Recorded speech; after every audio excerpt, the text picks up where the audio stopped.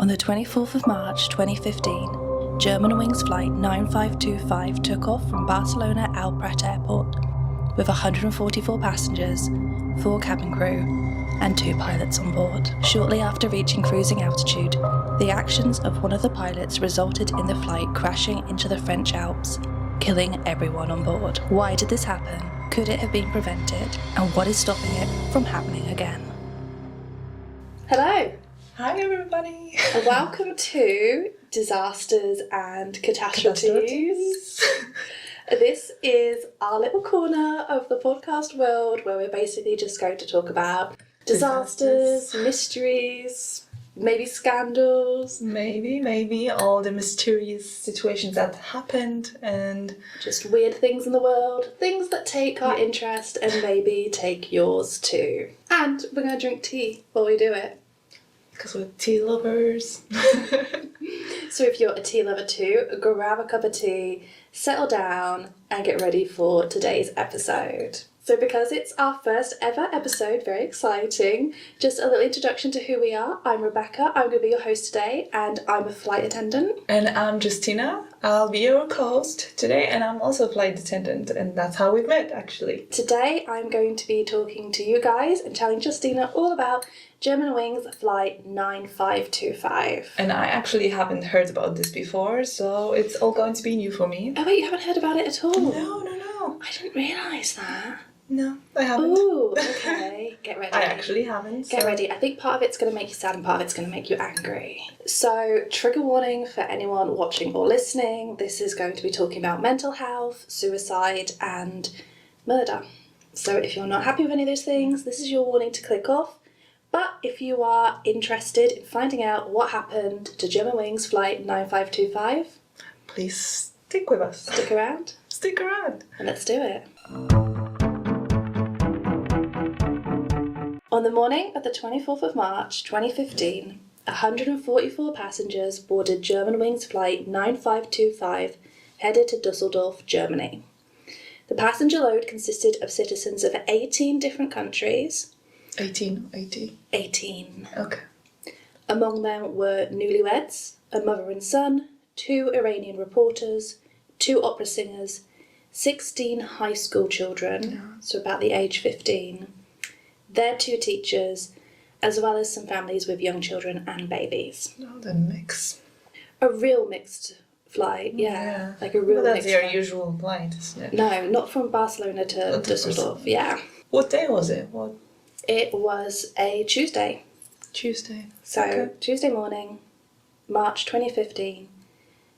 Scheduled flight was from Barcelona to Dusseldorf at about, I think scheduled takeoff was somewhere around 9:30 a.m.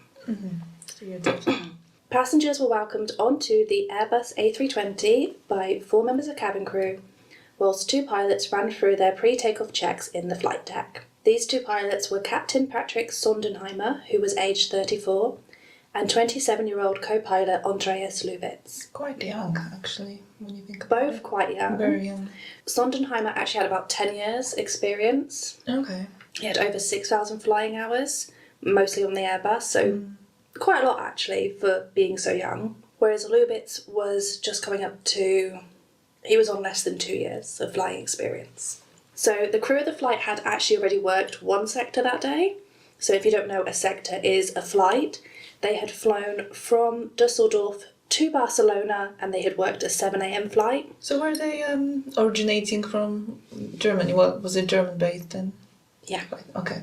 Yeah, so Germanwings was the low-cost, like, little brother of Lufthansa. Okay. Lufthansa is the national airline. They do short-haul, long-haul, domestic, international. Germanwings is their little brother. It's owned by Lufthansa, but they focus on... Are they still in business? No. They are.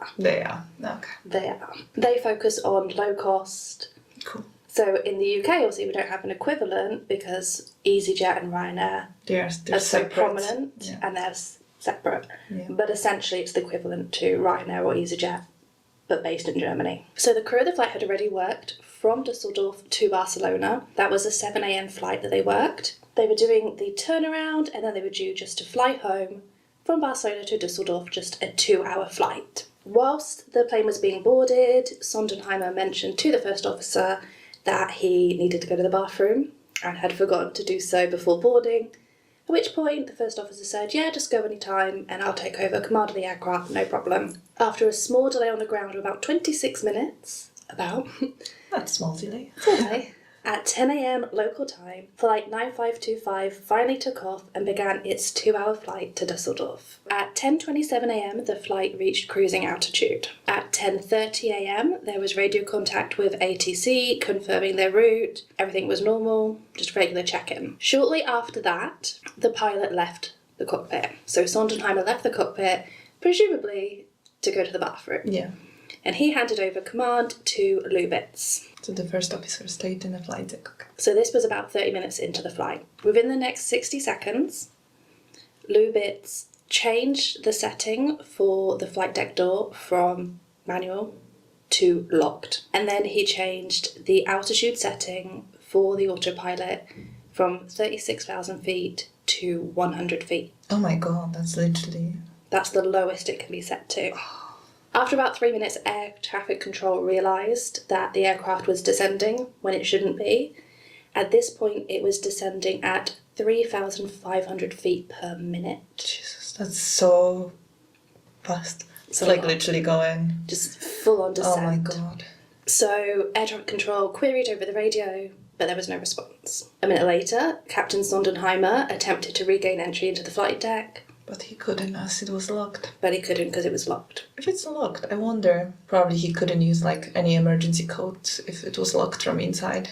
Because you know how they can still reject you? Yeah. And then it locks it for even longer, doesn't it? So he locked it like for... Okay. So he set it to like locked, and then any entry override just wouldn't work. Because obviously they still have, like, there is nothing on the aircraft that means someone outside of the flight deck can override the actions of the person in the flight deck when it comes to the door. Yeah. So for the next 5 minutes, the captain attempted to regain entry into the flight deck. I'm sure at that point probably the captain was like, oh, this is not right.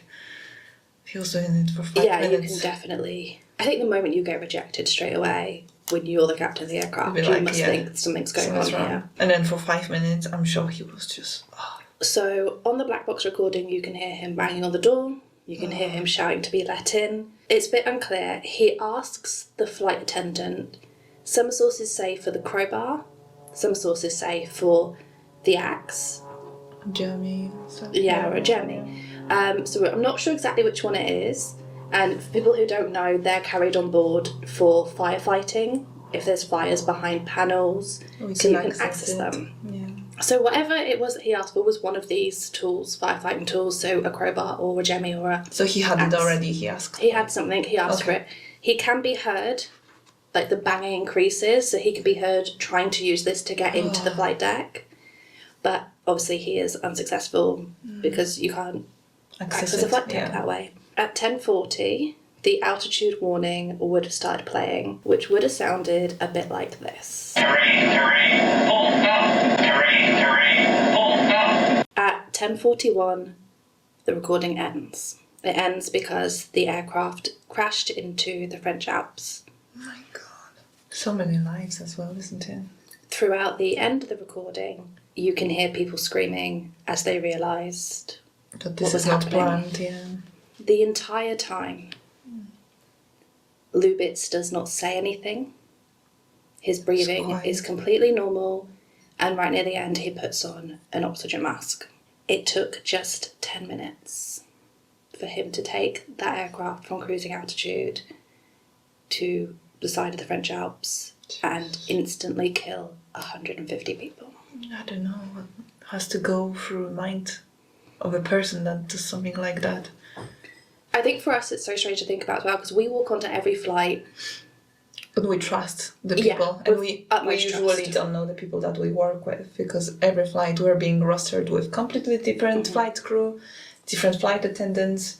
So for us, I've been flying for almost 5 years. I haven't been... Well, we have been rostered 1 or 2 flights together after. Yeah, we've had a few. And sometimes just, you fly with, like, on a rare occasion. Rare. Yeah. Just because we beat it to get the trip together, I think that's why we got it. But if we didn't, I don't know. if we would ever fly, maybe. Maybe it happens. I mean, a lot of it's down to aircraft. We're trained on different aircrafts. That's why we have to bid to see each other. I trained on an aircraft that takes 22 crews. So yeah, sometimes I do see the same crew On this particular on aircraft. that particular aircraft. But when it comes to flight crew, like the actual pilots, it's Yeah. a little rarer. Also, you don't get to know them quite as well.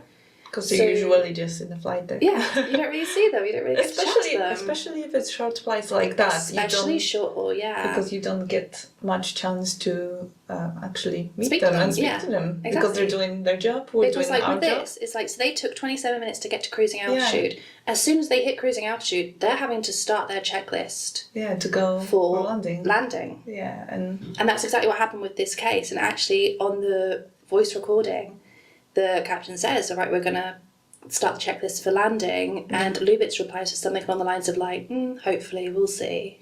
oh, that would be so disturbing. It's weird, right?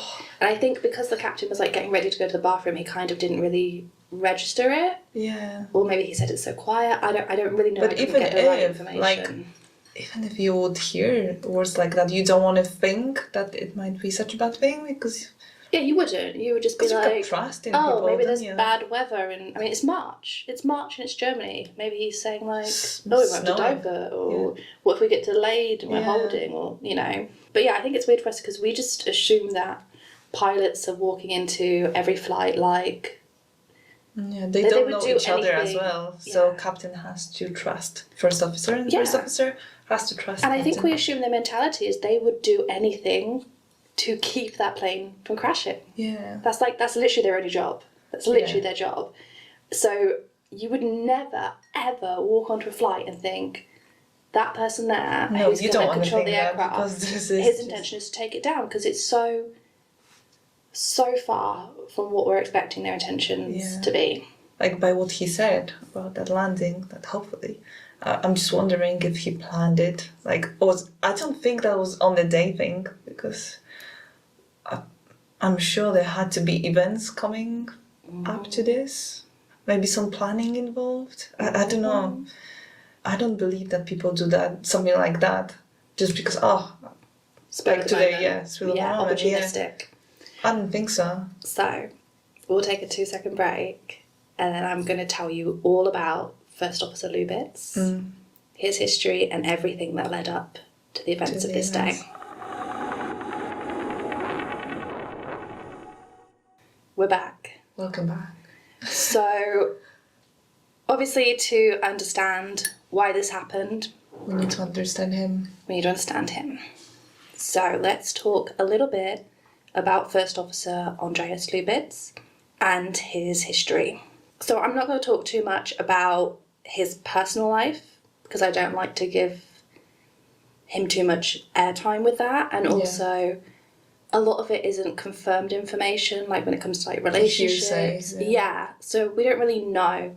So everything I'm going to tell you is it's official and it's related to just his mental health and his flying career. Yeah.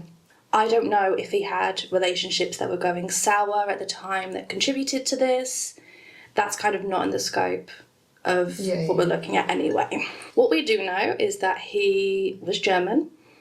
He was born to a pretty affluent family, and everyone pretty much says, Ideal, perfect life. yeah, like normal, normal. He always wanted to fly, so when he graduated from school in 2007, he applied to Flight Academy. He was accepted the next year, and only 5% of applicants got accepted. So he was not 5%. He was in that 5%. So you would imagine it must be pretty hard to get accepted. Yeah. Because 5% Your is skills low. have to be. Yeah. September of 2008, he started his training in northern Germany. So the flight training is 1 year of theory in northern Germany, followed by, I believe it's 4 months of practical training out in Arizona. And it's like a partnership. The theory school, the practical school are like partnered together. So he started his theory training in northern Germany, and just 2 months in, he dropped out. Okay, that's very quick. He dropped out for mental health issues. So did they just fire him, or did he No, he decided dropped out. to? He dropped removed out. himself. Okay. 2 months after that, he was officially diagnosed. So they think it was major depressive disorder. Mm-hmm. And at this point, at the 2 months in, he had a deep depressive episode. Oh my God. So this is severe depression, this is like thoughts of death, everything. Mm-hmm. And this is only 2008. So he that was was like 20. Yeah. He was just 20. Major depressive disorder affects 1 in 6 men. And of those that recover from it, 50% are likely to relapse and have another one later on. And I just think that that's very high it's important to note probability. when this is happening when he's 20 and it's happening only 2 months into his training. And his family have been quoted as saying like they think that him going away, working away from home, the schedule, the stress of the job are the factors that triggered this episode for him. It might do, but there are a lot of people that do that. As a result of this episode, he spent 9 months in a psychiatrist's care, so getting treatment and on medication. This is becoming very disturbing to know that they accepted him later with It gets worse. such history. 6 months into that 9 months of care, Yeah. his psychiatrist recommended he go back to school, signed him off, gave him the all clear, Flying school. and said he was recovered and he wasn't taking any more treatment. Even though after he said that, he continued to treat him and give him medication for 3 more months. Okay, that does make sense. Do you think he was blackmailed into doing it? Like, No. why would you say your patient is recovered? I don't know, and I can't see the reason behind. I can't find any information for it. Yeah. Unless he thought, okay, you know, I think you're basically there. Let's just like finish up the 9 months because that's what we were intending to do. But I think, but I think, you're on the path to recovery, or you're 99% there. So by the time your license is reinstated, you'll probably be done. Yeah. Healthy. Because it does take time to get your license and your fit to fly certificate reinstated. Of course. So maybe he said, oh, I'll recommend you a bit early so that by the time... Yeah. Who knows? We can only speculate. It did take a few months for the student pilot licence and the fit to fly certificate to get renewed, but then it did. And it did so with a citation, so a special notation on his file. That he'd had this depressive episode. Yeah. So a pilot's fit to fly certificate has to be renewed every 6 months anyway. Okay.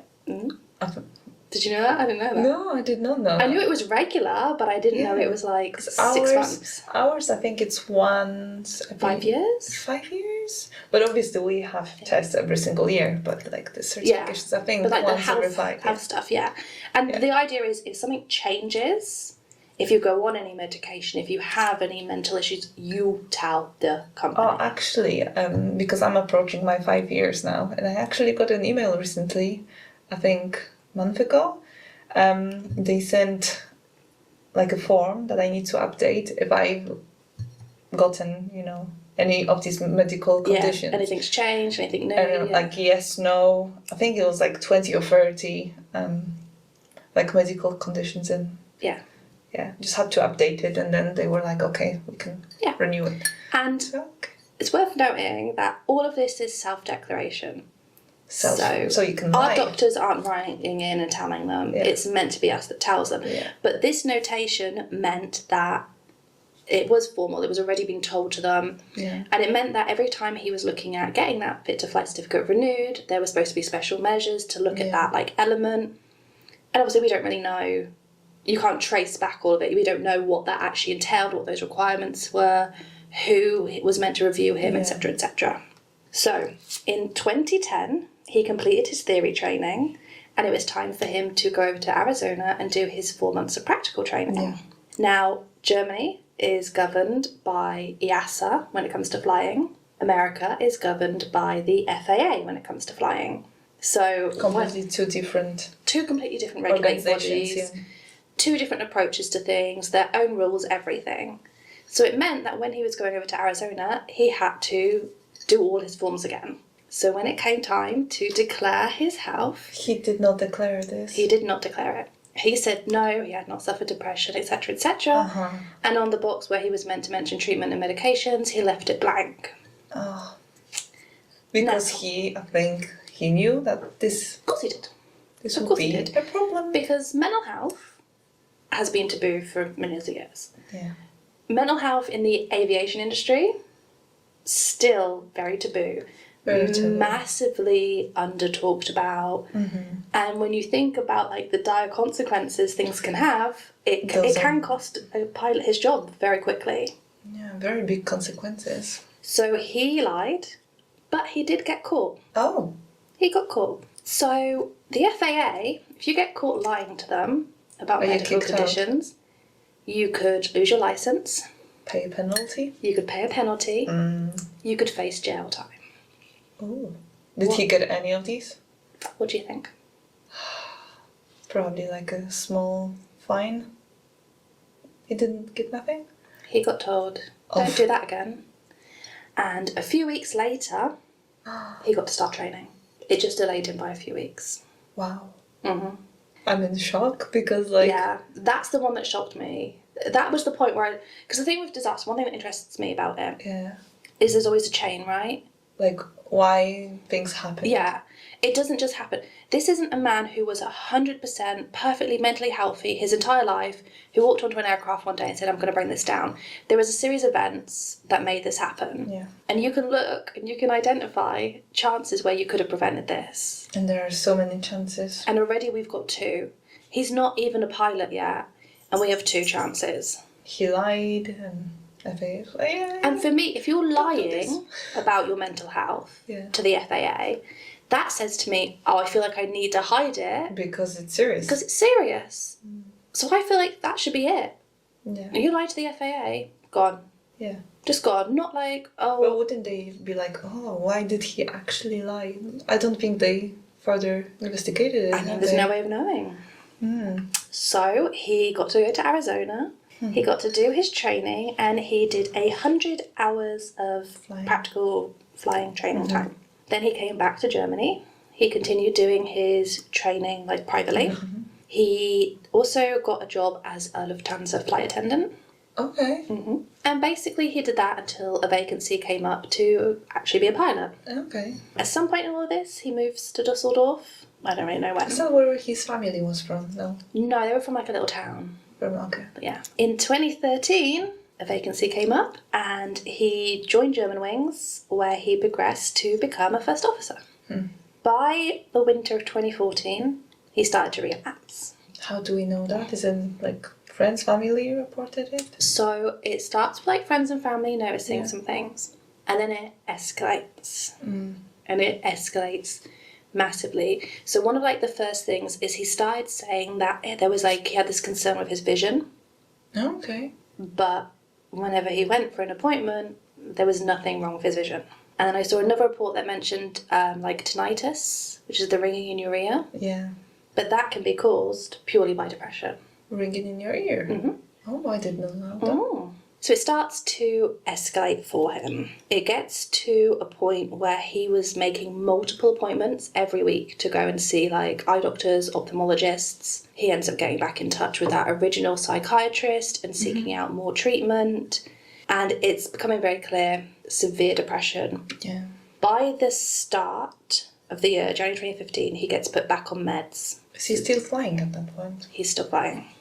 Gorgeous. So now it's January 2015, he's severely depressed, he's on medication, he's been diagnosed now as a hypochondriac because he keeps thinking there's all these things wrong with him. He's going to multiple appointments every week to try and get to the source of these issues that aren't there, and he's still flying.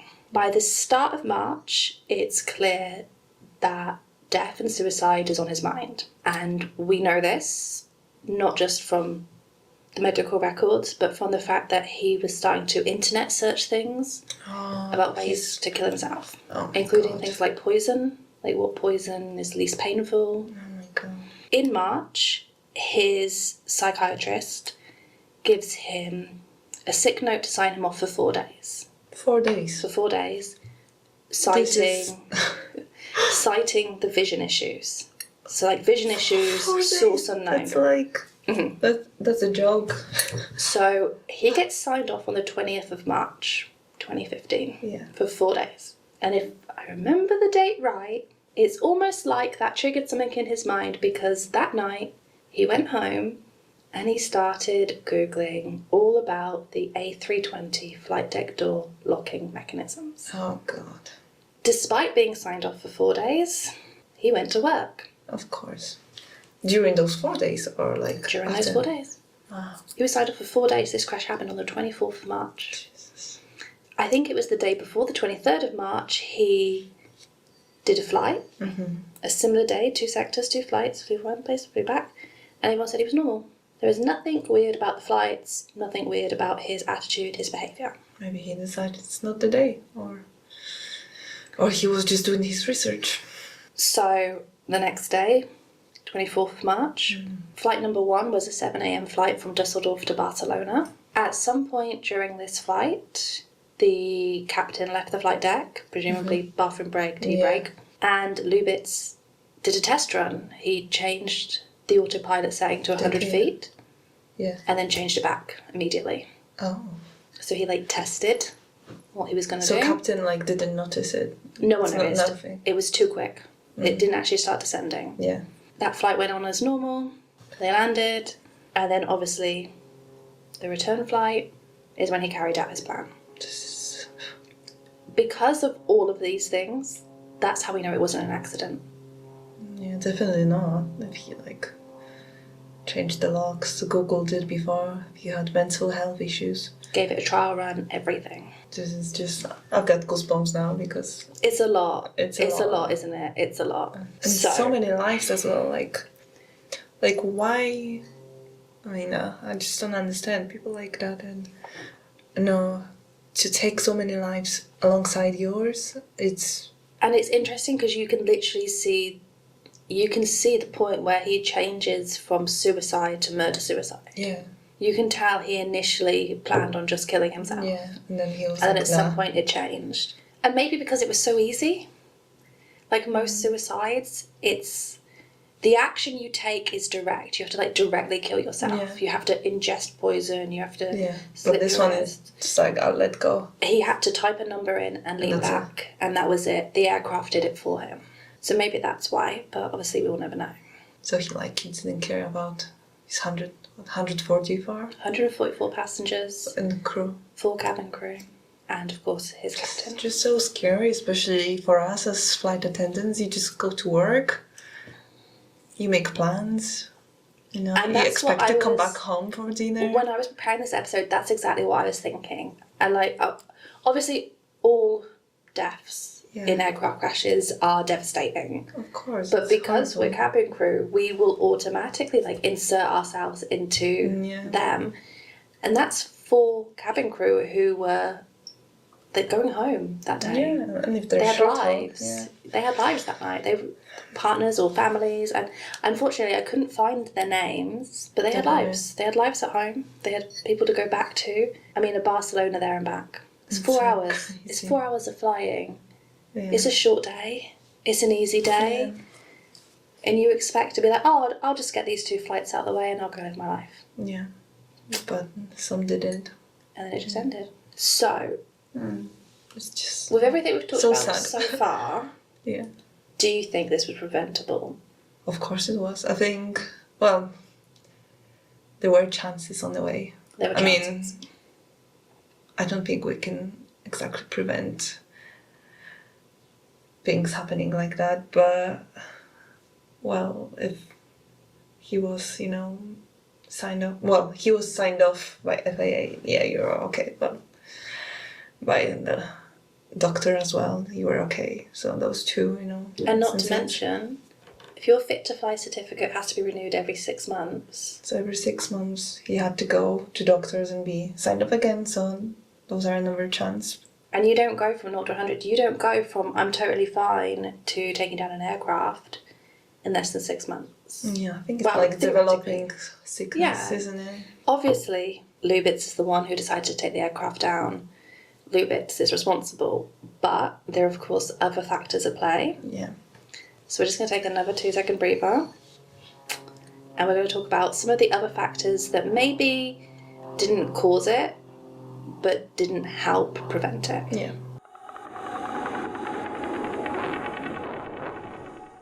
We're back. We are back. So before we wrap this up, I do want to talk about 2 of the contributing factors. Yes. So first of all, aviation policies. Mm-hmm. After this happened, one of the big things that was criticised and kind of called into question was the fact that he was allowed to be alone in the flight deck. Yeah. So at the time that this happened, it was already a US regulation for there to always be 2 people present in the flight deck. Okay. Always. Always. So does it mean they can't have like a toilet break on the shorter flights at all? So if one of them wanted to go to the toilet, a cabin crew member would have to come in Oh, okay. and like hold their place. Oh. There had to be 2 people, 2 authorised trained people. That was a rule in the US, and it was also already a rule for Ryanair and Flybe. Okay. Mm-hmm. And all the major airlines around the world? Not a lot. No. Not a lot of airlines. And the reason that a lot of airlines don't have this is because, like I said, in the US it's a regulation. Yeah. It's an FAA requirement, but it's not a requirement for EASA. For European, yeah. Airlines usually tend to follow the regulating body's recommendations. Yeah. The regulating body doesn't say you need to, so they say, okay, we don't need to. I don't think it has changed since then. No. Has it? After Yeah. this incident, EasyJet, Germanwings, Monarch, Thomas Cook, some further afield airlines, I think maybe a couple in Canada, some sort of around Asia, and Australian airlines where the flight had more than 50 passengers. Okay. They all brought the policy in. So if it's less than 50 passengers? In Australia, if it's less than 50, you can have just one person in the flight deck. Okay. But everywhere else brought in a 2 people in the flight deck rule. Well, apart from bigger airlines still. That's the thing, a lot of airlines didn't. Yeah. So, after 1 year, Germanwings dropped the policy. Oh, okay. And obviously, like, for example, Monarch no longer exists. Yeah. When I worked at EasyJet, they still had this policy. So in 2017, they had this policy. I wonder if it's still there now. I wonder if it's still there. It's hard to get this kind of information because obviously airlines Yeah, don't yeah, like to yeah. disclose it. Yeah, of course. Because it's... So, a lot of people criticise this. Do you think this needs to be in place? Like, what are you thinking as a flight attendant? Flight attendant. Would I feel safer? I don't know. I felt safer like we have it now, but now with this new perspective, I don't know. I don't know, but I feel like all the rules are there for a reason, and this reason, might, prevent something like that happening. So like 1 out of 100 or 1 out of 1,000, so we won't see the sense now, but So, we never know.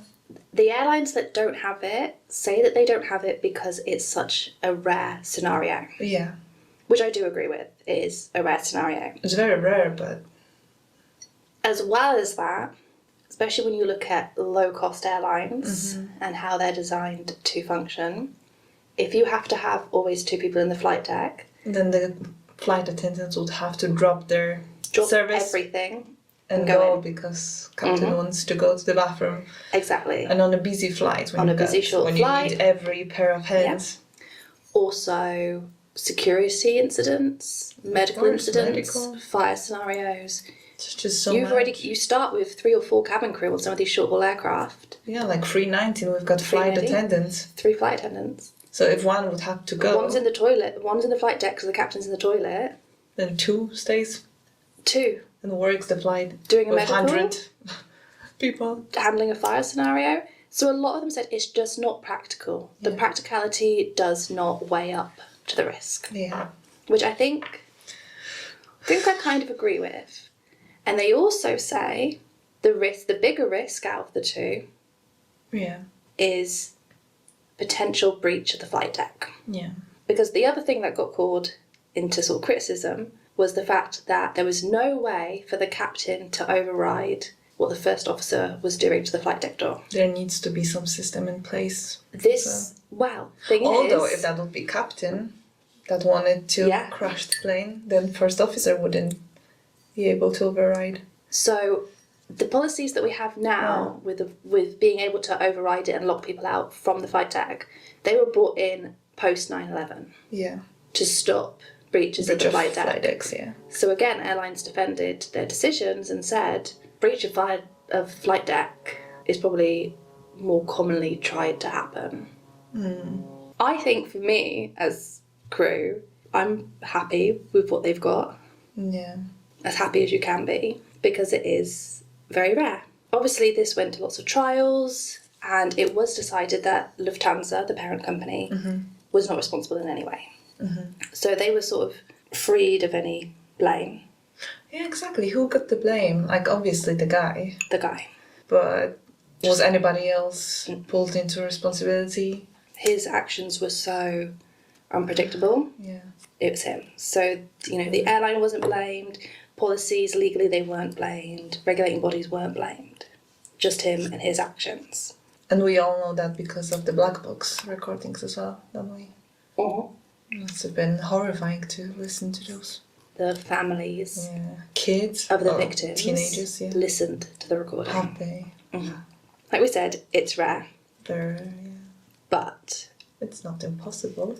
And do you think there's a risk of this sort of incident becoming more common? Mull on it for a second. So the other big factor to talk about is obviously how aviation impacted his mental health. It's a very stressful environment, and it's very stressful, and the job of a pilot. And the amount of information that he needed to learn, obviously, it's a lot. It's a lot. So his role alone, extremely stressful. Just as it is, even if it was a Monday to Friday 9 to 5, that's an extremely stressful job. Yeah. Right? And the pressure and the expectations, sky high. Yeah, obviously. Plus, if he had some underlying mental issues. Then we need to look at aviation and especially low-cost flying. So, in the build-up to his big episode, one of the things he struggled with was insomnia.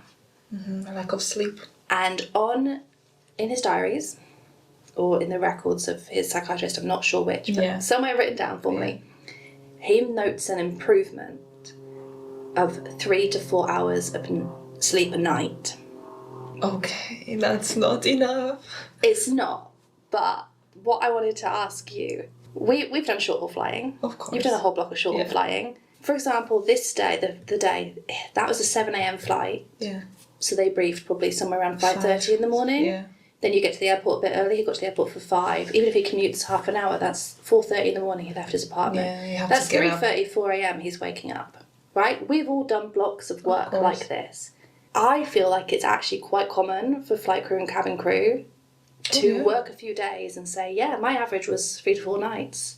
Yeah. And that's perfectly normal.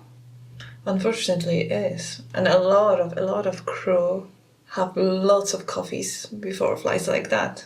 To get through, To get through, You don't have a regular I'm guilty. sleep pattern. I'm a tea girl. Which actually has more caffeine than coffee a lot of the time. I did not know that. Yeah, no. a lot of the time it has more caffeine. So I can only have this or coffee, with caramel, very sugary. But before flights like that in the morning where I have to report so early, I definitely will have a coffee, which is, for my body, it's whoa. And my heart starts beating so fast. I have a giant coffee every morning. To. Yeah, not in the afternoons. If I report 10 or something easy, I don't need it. But reports like that, always coffee. If I'm driving to work, I'm drinking a coffee. Oh my goodness. End of story. Doesn't matter what time. I'm giving myself that energy boost. So when it comes to flying, especially short haul flying, low cost budget short haul flying, you are not getting regular sleep. You're not doing regular work patterns. You are not eating at regular times. You are changing time zones. And a lot of people, I think think that changing time zones by 1 to 2 hours is less of a problem. I don't think it is. I actually feel more impacted by losing just 1 or 2 hours. It just throws you off just enough. Yeah, because you've worked so hard. Usually those short-haul flights, they are so busy, and we've got little time to do a lot of things. And we just, we don't stop, do we? Don't stop. If it's there and back flight, like it was, Yeah, probably up, down, crew up, didn't down. even get time on the ground. And even with the much. flight crew, they took off, they hit cruising altitude, time to start preparing for landing. Yeah. Straight away. They don't just taken off. No. So flying has a massive impact on mental health. Of course it does. Mental health, like I said earlier, I don't think it's discussed enough in the aviation industry. There's been a huge increase in suicide among cabin crew and flight crew. Only last month I've heard about 3 around the world. I don't think we go a whole week without one suicide. Yeah, it's a very lonely job. It can be, yeah. Yeah, it can be. With changing crew, with changing destinations, you might end up alone. At one point, the CDC did a study, so that's the Center for Disease Control in America, and they found that suicide was 1.5 times higher among flight attendants than the average person. Oh, okay. And it's hard to get a lot of data about things like this, but the general consensus is mental health issues are becoming more common in the aviation industry. Suicide is becoming more common in the aviation industry, and therefore rare incidents like this might be happening more and more. Are going to become more common in the aviation industry. If not prevented. If not prevention procedures are put in place. Yeah, I mean, looking at things like the self-declaration health form, there are definitely elements that you can't submit yourself. It has to be some that maybe need to be reviewed. Yeah. One more thing to talk about before I wrap this episode up, and this is purely coincidental timing because I had no idea this was going to happen. Yeah. But while I was preparing for this episode, did you hear about the Alaska Airlines pilot? No.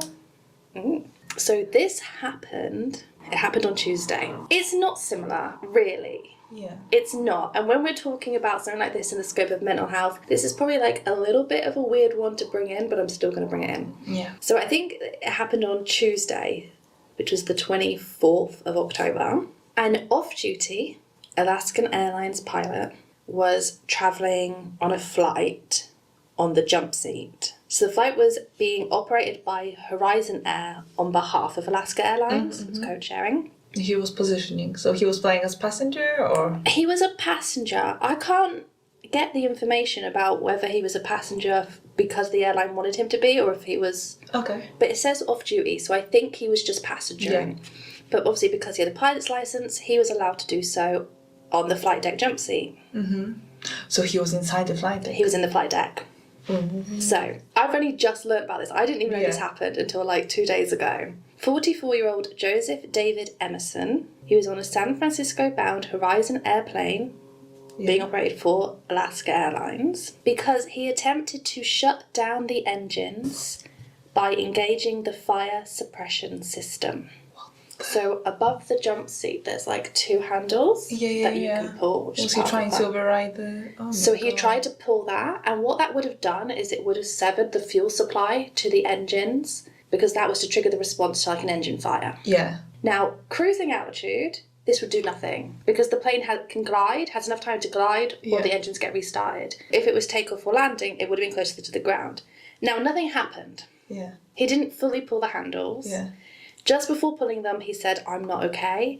I think one of the flight crew turned around. He went to grab it. They're like, "No way, mate." They stopped him. Yeah. The flight diverted to Portland. He has been arrested. Oh my God. He says, I, for some reason, decided to try magic mushrooms that day for the first time. He was led into a flight deck as well. Oh my God. He was like, I'm on a trip. It's in a trip. And I thought, I was dreaming. I thought I needed to, get out of the dream. I didn't know what I was doing, basically. He had no intention to do anything to the aircraft. Or to himself. At that point in time, he thought he had to pull those handles to, get out of his dream or something like that. Oh my God. But one factor that I found interesting is he said, and I bet I can't find the source for it, but apparently he said he'd been up for somewhere around 40 hours by this point, as well as taking the drugs. Oh my God. And, okay, I think maybe it could be an exaggeration, but Lack of sleep. if he'd said 24 to 30 hours, would you blink an eye at it as like an international flight attendant? No, because we are awake from Because we do longer it. periods. We do it, yeah, We do it. especially on the longer flights. So too. maybe not 40 hours consistently, but maybe 40 hours with a 3 hours sleep Yeah. one night and 1 hour the next. We can do it, we do it. It's probably actually not that uncommon. So do I believe that he was probably up for somewhere around 40 hours? Yeah. Yeah. Now, it's entirely his own decision to take magic mushrooms before getting on a flight and accepting a seat in the jump seat, but This is crazy. it's a reminder that people who have these licenses, They're just people. people who we With problems. automatically trust to be in the flight deck, we don't know what's going on with them. Would his trip have been so bad, like his drug trip, would that have been so bad if he would hadn't actually been up do for it. 40 hours? It gives you a lot to think about. And as well, like, that's just a pilot on a day off. Yeah, Well, we hope no pilot will show up like that to work. we hope, We hope. but what do you think? Do you think pilots are showing up like that to work? Maybe not on the mushrooms, I don't know. So there have been studies done, and I don't have any data to quote to you, but studies have been done, and it has shown They do. that unfortunately there's a much higher rate of Oh, God. pilots under the influence of alcohol and drugs than you would like to believe. I don't want to know. And there was one study done Stats. where they looked at 37 like incidences. I don't think it was like catastrophic events, but it was like incidents where pilot error was the cause. 36 of the 47 were under the influence of drugs or alcohol. Oh my God. Like, you trust them, but obviously, like, drug tests are very random. We do get these tests very random, but we do. But maybe they should get them every day when they go to work. I mean, it What do you definitely think? raises the topic for discussion, right? Yeah. Like, what are we doing to prevent these events from Because when reoccurring? things go wrong in aviation, they We go change the- very wrong. Yes, They very don't go catastrophic. just like, oh, very bad. It's And like we when something do- like that is happening. we do react quite quickly. That tends to be the thing. But I think it definitely opens a discussion of what changes like we need to see coming in the next few years if we're going to see an increase in mental health issues, an increase in like the impact of the factors on short haul flying, because even non-low cost airlines are adopting that model of flying more and more, which means more and more people are being impacted by those factors. Do you think, like, because of such a high turnaround, like the fact that we don't fly with the same people, like we don't get a chance to actually see if person is okay? Yeah. If they're How do you alright? know if someone's behaviour is out of character Maybe or like not? yeah, exactly, because you don't have nothing to compare to, and Yeah. I know that a lot of people are also afraid to report. So if Oh my like gosh, first yeah. officer would see that there's something wrong with captain, would he report? Would he? Who knows? Would he be like too scared of Repercussions. keys if basically like ruining somebody's life? No, but Because that's the impact of it as well. it would be. Yeah. It's not, oh, okay, let's get you into yeah. meetings or let's, get you into treatment. The easiest solution Yeah. for an airline who thinks that there are concerns around mental health for an individual is just to get rid of them. So, yeah, I think very interesting. And this is a case, this happened 2015, So That's that was 8 like years. 8 years ago. 8 years ago. So I think it's a very interesting. Yeah, and very disturbing too. Like I keep having goosebumps whenever we talk about it because it just hits home, like for us flight attendants, doesn't it? Really hits home. So yeah, so to sum it up, like I said, Lufthansa, the parent company, they were not found liable. Yeah. It was considered not to be their fault. This was a completely unpredictable event. There was compensation paid to the family. There is a little bit of dispute around that and kind of like controversy around that, because how do you put a figure on someone's life? Someone's life, yeah. And also, at one point Lufthansa also referred this out to themselves as a victim, which people didn't like. But essentially they were told they weren't to blame. Germanwings, for anyone who's thinking, I've not heard of that airline, is now called Eurowings. I know Eurowings. So they had to rebrand after that? They or? rebranded a little while after. Mm-hmm. And like we said, some airlines have a 2-person in the flight deck policy, some do not, but I'm under the assumption that every airline does have a secure flight deck door policy. Definitely. So my final view would be, I really hope airlines keep focusing on mental health. It's so important in every industry, but I think especially in aviation, where in one pair of hands, well, two, all of the lives then of passengers, they're just trusting these pairs of hands. And that was Germanwings Flight 9525. Thank you so much for tuning in. Thank you, and thank you for listening. And staying with us till the end. Yeah, especially because I think we rambled a little bit there. I think we definitely rambled near the end.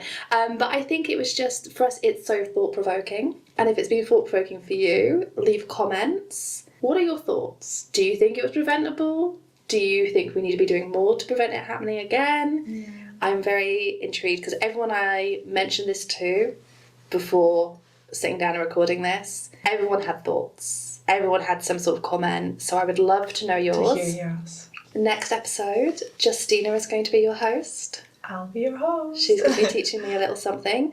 So if you are interested in that, we have not actually tried uploading an episode, so we don't know how it goes. I'm guessing subscribe if it's YouTube that you're watching this on. I think it's follow if we get ourselves onto whatever podcast app you're listening to this on. Yeah. Instagram, we are going to be at Catastro-Teas pod. Follow us there as well. We'll post every time that we have an episode going live that day. We'll let you know. And for now, thank you. Thank you so much. Thanks for listening. See you soon. See you next time. Speak to you soon. And speak to you soon. Speak to you soon. Bye. Bye. Cheers. Cheers. Well done. We just want to take a moment to thank you all for joining us for the first episode of our new podcast. We hope that you enjoyed it, and we hope that you enjoy being in this little corner of the podcast world with us. Before we end the episode, we do want to remind everyone that all views and opinions expressed are our own views and opinions. These are not reflective of any other people or of any companies, particularly the ones that we work for. That being said, we do want to dedicate this episode to the memory of everyone who lost their lives, and to their friends, families, loved ones, and everyone that is still missing them to this day. The events discussed in today's episode were a tragedy. We do not take them lightly, and we discuss them so that the memory of the victims is never lost.